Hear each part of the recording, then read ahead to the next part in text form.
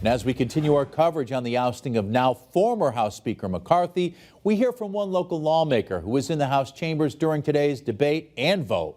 Congressman Richard Neal speaking with Western Mass News reporter Maria Wilson just moments after that historic vote.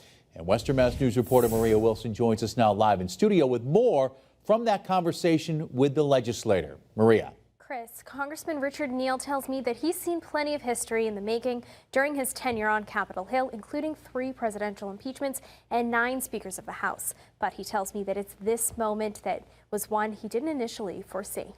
It was a historic day in our nation's capital. For the first time ever, a Speaker of the House ousted. The office of Speaker of the House of the United States House of Representatives is hereby declared vacant.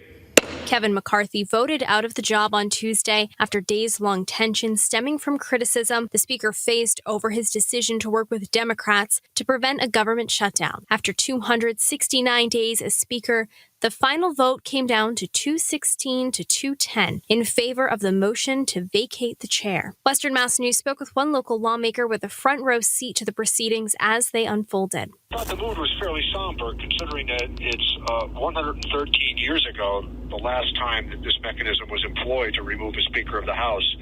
But this is the first time it ever succeeded. The enormous responsibility that we have at a moment like this was on my mind as well. Representative Richard Neal joining fellow Democrats in the vote against McCarthy. For him to try to blame Democrats for a government shutdown that he, in fact, had been part of.